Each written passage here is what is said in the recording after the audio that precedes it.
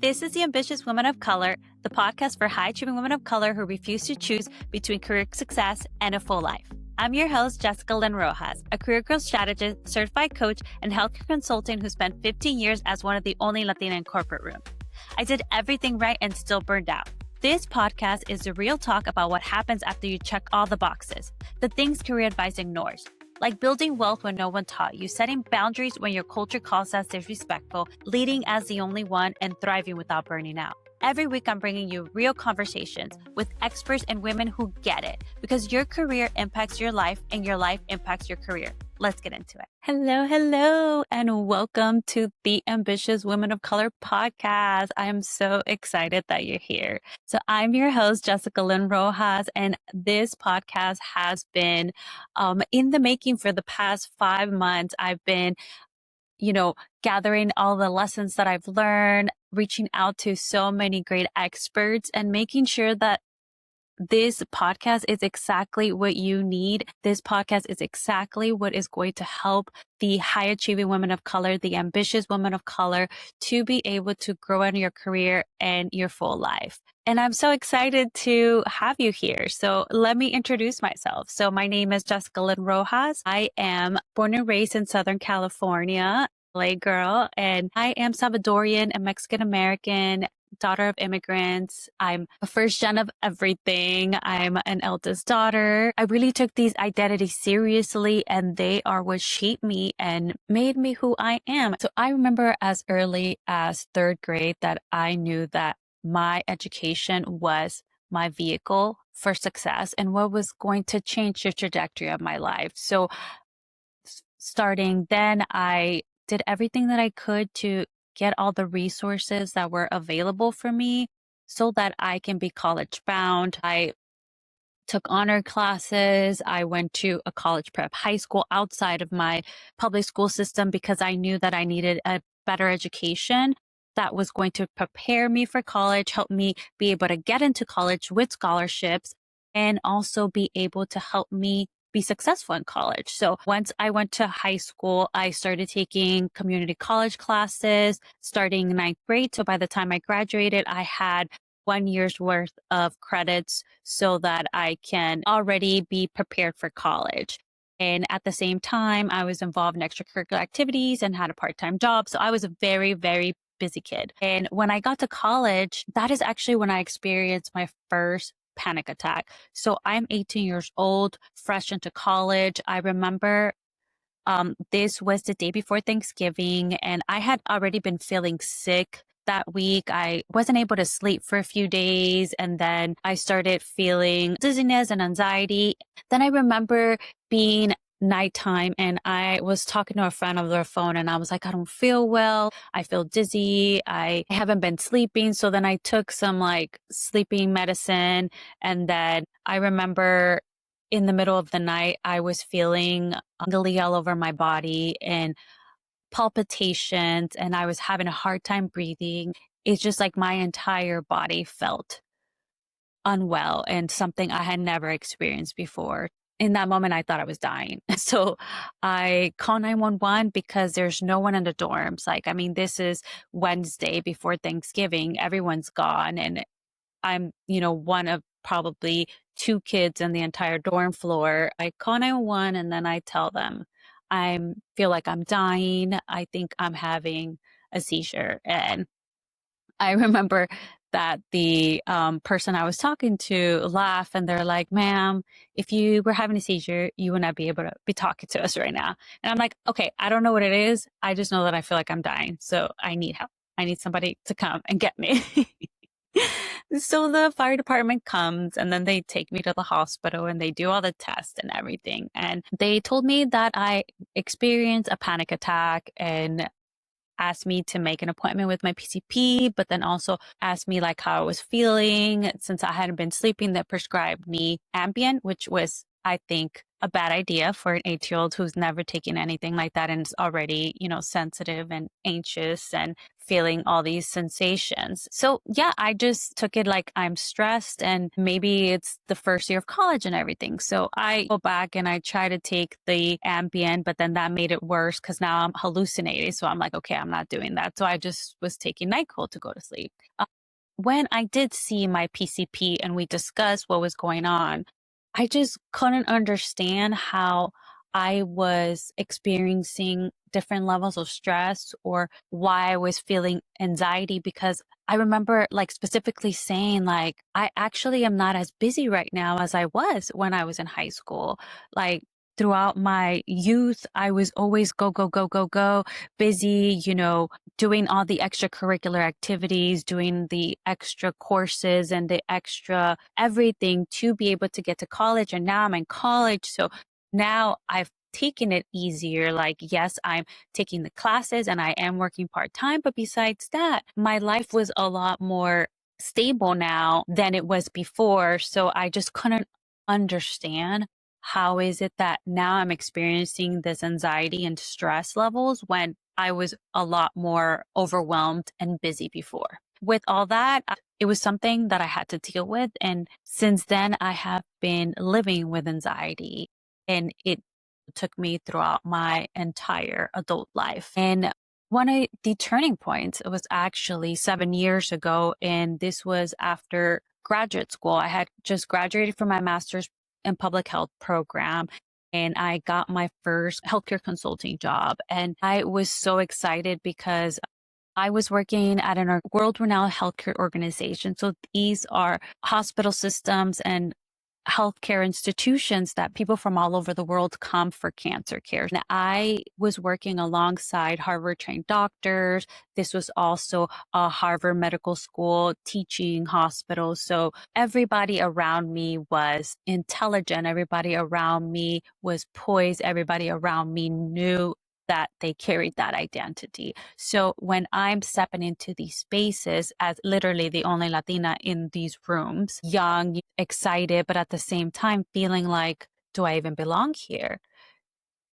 Am I smart enough? I mean, I knew a lot about the healthcare system. I had a lot of the strategy and process improvement and implementation down. But when it came to oncology, it was a new field for me. So I was really caught up with not knowing everything about oncology, and that freaked me out. I'm like, how am I going to be effective at my job if I don't know everything about oncology? If I am still learning like the different cancer types. I'm still learning the different therapies because each cancer type requires a different approach. And even within that, it's an individual approach, and every cancer requires a personalized treatment. So it was just very overwhelming for me. And then on top of that, I had a boss that she wasn't supportive and she micromanaged me and she really dismissed me a lot, like made me feel small, made me feel like I wasn't smart enough. I mean,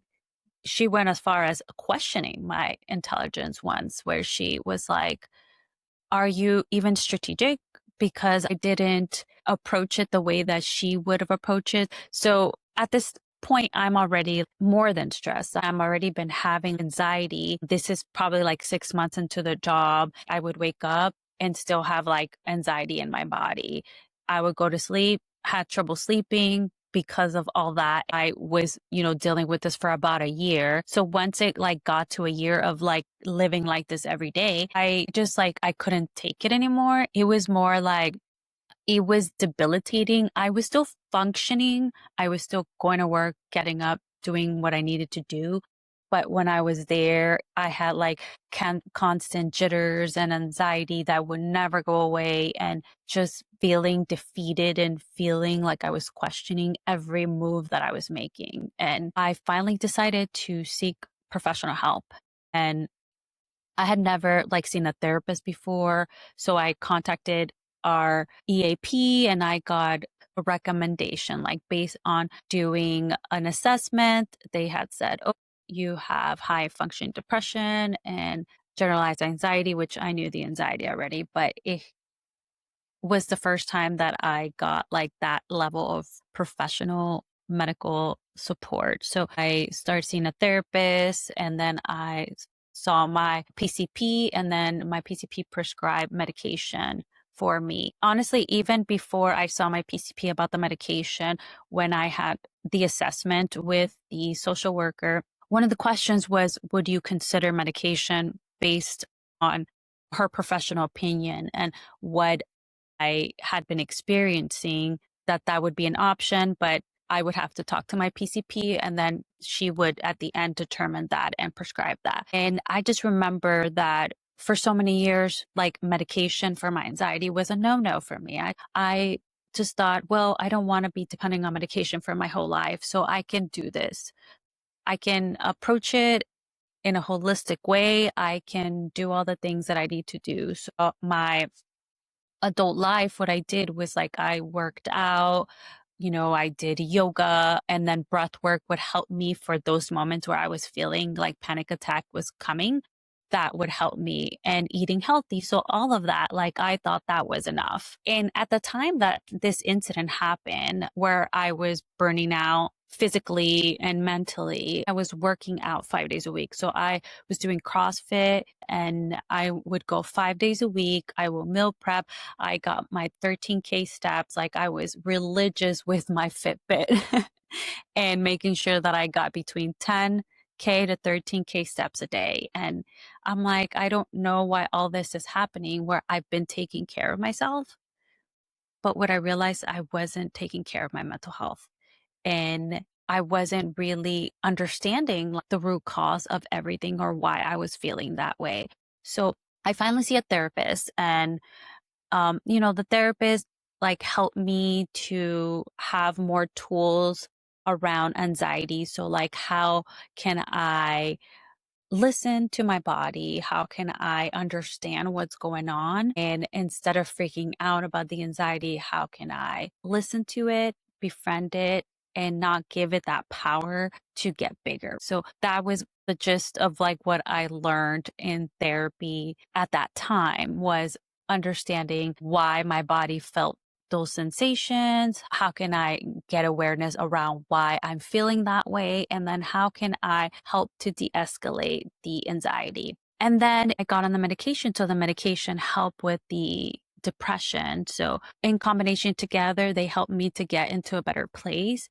But that was the turning point for me, that I realized I cannot be giving all this power to a career, to a job, to aspirations, to that need to be successful. I cannot do it by sacrificing my health, by sacrificing my wellness, and by sacrificing my life. Right there is where I realized that I had made my career and my education my entire identity. Like I even like as I introduce myself to someone, that was the first thing that I would talk about, is like my accomplishments, my education, as if that was what was going to make me whole, what was going to make me worthy, what was going to make me enough, or what made me who I was. And it did shape who I was, but that wasn't all of me. That wasn't a reflection of everything of me. I was more than that. And I needed to discover and really understand who I was beyond the education, beyond the career. And that's where I decided that moving forward, I needed to put my well-being first before any career, before any job, before any decisions and aspirations. I needed to put me first, because without me being well, I wasn't going to continue to grow in my career. Without me being well, I wasn't going to be successful and show up the way that I needed to show up in every spaces that I needed to be.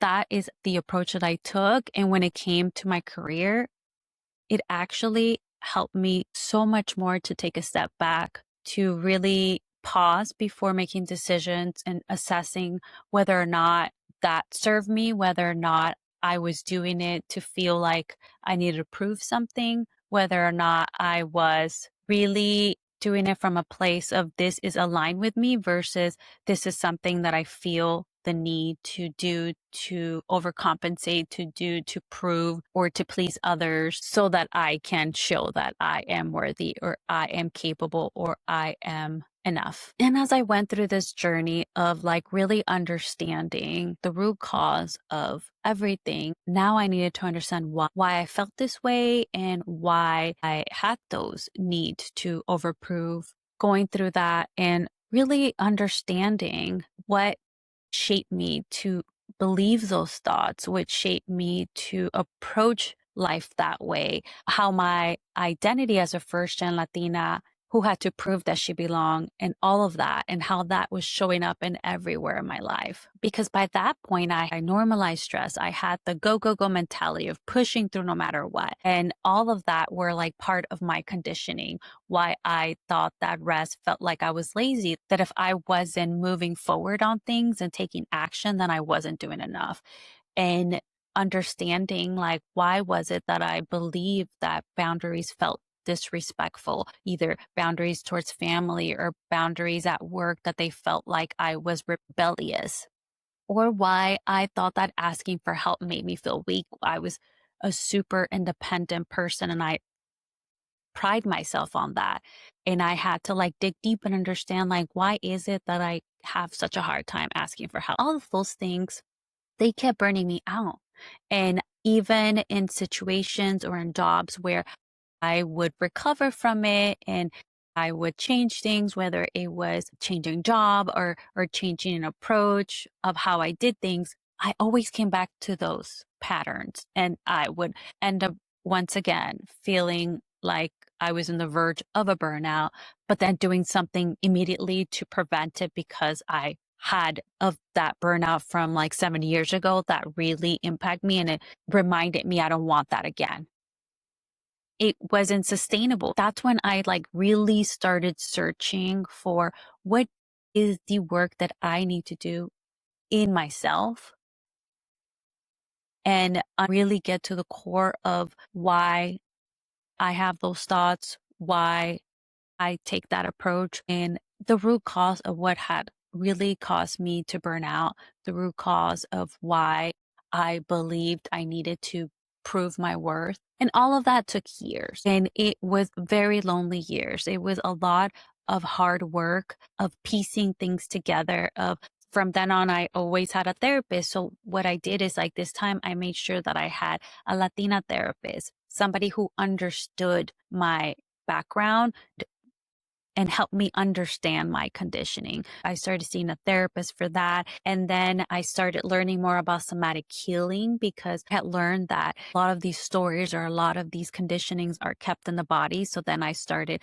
working with a somatic coach and then I got more into meditation. So now I'm working with a therapist to help with processing and help understanding. I'm working with a somatic coach to help like dive deep into what I felt in my body. And then I'm working with someone on meditation and also doing it by myself so that I can get into my mindset and understand my subconscious and really work on rewiring those thoughts. So it's a lot of work that I had to figure out and then find the right people to help me. So as I'm doing this work and really getting deep into things, I start seeing all of the hard work pay off. Like by this time I have already reached six figures in my career. I had already built great work-life balance, established my non-negotiables, had also like said yes to so many things in my life so that I can like in focusing on me, right? So yeah, I had moved out by myself for the first time. I went back to California. I got my dream dog. I've always wanted a French bulldog. So now that I'm working from home, it was the perfect time to get a dog. So I get a French bulldog and he is my little prince. His name is Prince Louis and I love him so much, like my baby boy. So I'm living a great life and I am feeling like all of that hard work. And I mean, I'm still doing the work at this time, right? But all of that hard work, it is paying off because now I am feeling I am enough as I am. I am feeling confident in my career, in my abilities, in my life. So I just have a different approach in life. And I'm also seeing how I am growing in my career. Like I had already senior level roles in consulting, and even at this time, like thinking, okay, well, how can I help other people? Because I experienced all of these great results from choosing me and putting me first. So I started exploring, like, what are ways that I can help other women to be able to do this for themselves? Because it took me so many years and hard work, and I want to help other women do the same. So I pursue a certification in health and wellness coaching. And at the time, I have my corporate job, and I'm thinking, okay, maybe I can work for a company on the side as a part-time job and helping women be able to put their health and well-being first so that they can create work-life balance where they can show up their best selves in their careers and their lives. So I start this journey of coaching, and then I start coming across other coaches who have their own business. And I'm like, wait a minute, is that even like an option for me? You see, before this, I've never even considered entrepreneurship. It just wasn't something that, and I think, now going back, I know it was definitely a limiting belief, but it wasn't something that was a role model to me. I didn't know many entrepreneurs besides like aunts and uncles that had some kind of entrepreneurship. Most of them were men, but then there were some women that had like unofficial businesses versus the men that had, the like actual brick and mortars. But I just didn't think that that was something that was for me. And then, looking back, it's also because the way that I was raised, or even my training and school and everything, was all about like, be a good worker, work hard, be the best. And I had that employee mindset and not that entrepreneurial mindset. The more I started diving into coaching world and understanding that this is actually an option, I was like, okay, well, let me look into this. Maybe this is something that I can do. And I'm already, halfway through my certification program, because it was a 6 month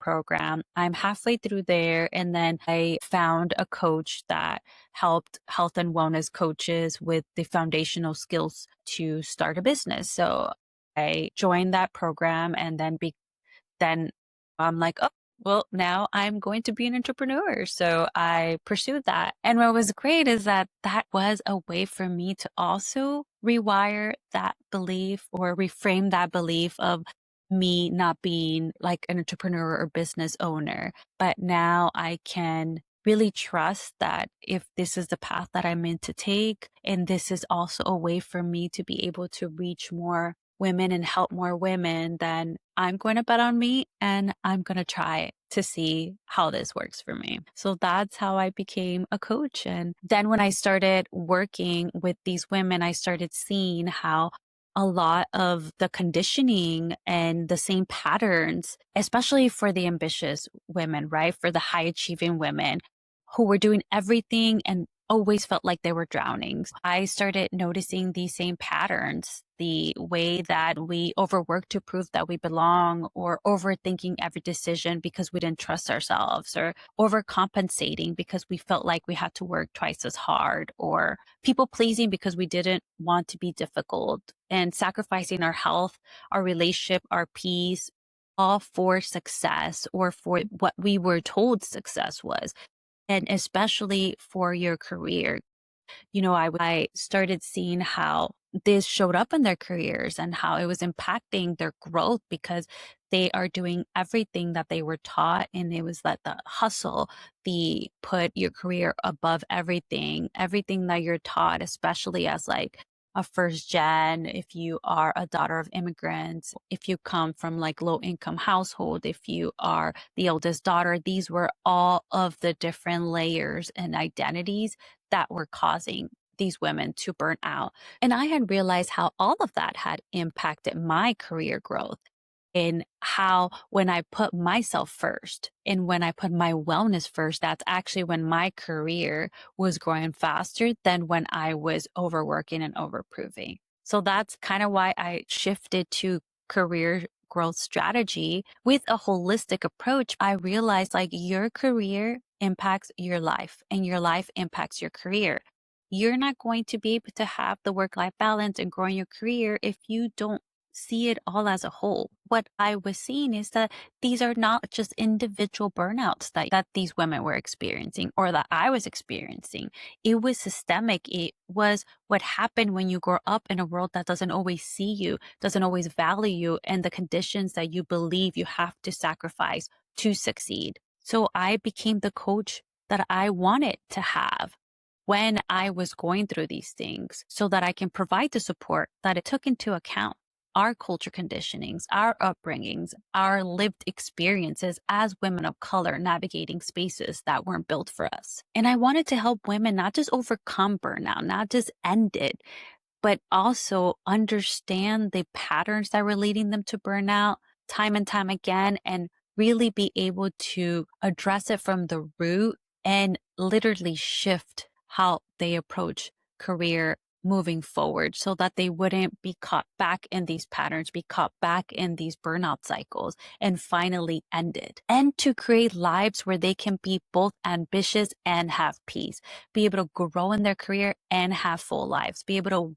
build wealth and protect their well-being. Because you really shouldn't have to choose between career success and your life. I created this podcast because I had learned so much through my journey and through coaching other high-achieving women of color and understanding that everything in your career impacts your life, your upbringing, your culture, your relationships, your health, your money mindset, all of it. And your career impacts all those things too. So I was just seeing how all of these things are impacting your career growth, and how you're approaching your career growth is also impacting your life. And I didn't find a space that really saw career growth from a holistic lens that really looked as the whole person and understanding and really creating the identity, the mindset, and the strategies that were needed for you to grow in your career holistically, sustainably, and intentionally. Because when I looked for career advice,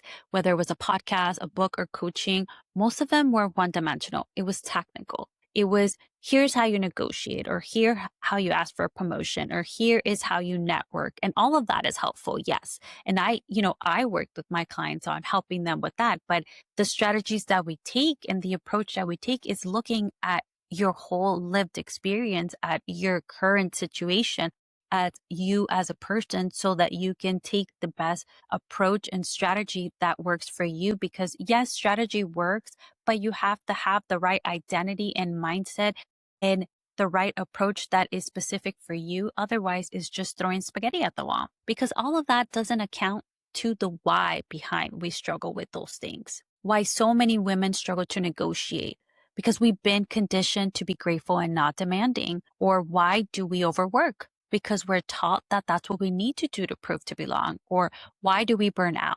Because we're told rest is lazy and boundaries are disrespectful. So this is the career advice that ignores your identity, your culture, and your lived experience and is incomplete. So as a holistic career coach, I couldn't find spaces that address all that and talk about career growth and money and relationships and boundaries and health. So I created it. I wanted to build a podcast I wish existed when I was deep in my burnout, that I wish existed when I was anxious, overwhelmed, and wondering how I was going to keep going. I wanted to create a space where ambitious women of color could hear, you're not alone. It's not your fault. There's a better way. You can grow without losing yourself. And a space where we can talk about things career advice usually ignores, like the pay gaps, systemic exploitation, childhood patterns that show up in your work, culture expectations, the burnout, the money trauma, because the money trauma also impacts, how you negotiate, or if you even negotiate in the first place. It impacts the pay you're willing to accept. It impacts the, raise that you're either advocating for or not. All of that is impacted by your money traumas or your family obligations and your relationships, all of that. Because if I had this podcast 7 years ago, it wouldn't have taken me all these years to heal. And it would have not been so lonely. And I don't want it to take you years. And I don't want you to feel alone. That's why I created The Ambitious Woman of Color. So this is a podcast for you if you're an ambitious woman of color who wants career success and a full life. If you're tired of choosing between promotion and your peace, if you're making good money, but you're exhausted, if you got the role you wanted, but lost yourself in the process, if you're navigating spaces where you're the only one or one of the few, if you're carrying the weight of being the first in your family to make it, if you're building wealth while managing student debt, family obligations, and all the financial pressures that come with being the one who made it. If you're trying to set boundaries, but the guilt follows you everywhere. If you want to rest, but it feels impossible. If you're climbing the ladder, but wondering if it's worth it. And if you're tired of doing everything right and still feel like you're not enough. This is for ambitious women who are aiming for promotions, pivots, raises, leadership roles, and want to grow in their career sustainably. This is for you if you're ready to stop sacrificing your whole life for your career.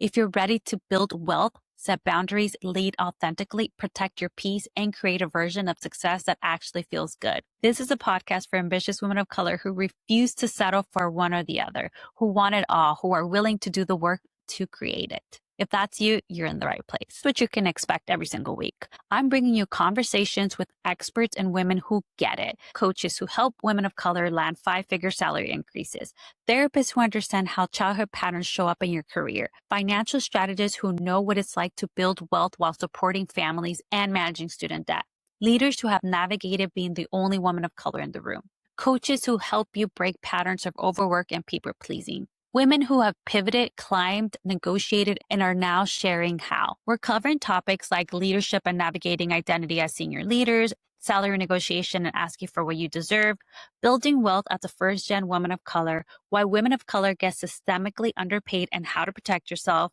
how childhood roles show up at work, relationship and ambitious and why they don't have to be in conflict, burnout recovery and choosing yourself first, and so much more. This isn't just career advice. It's holistic. It's about the things that impact your career and the things that your career impacts.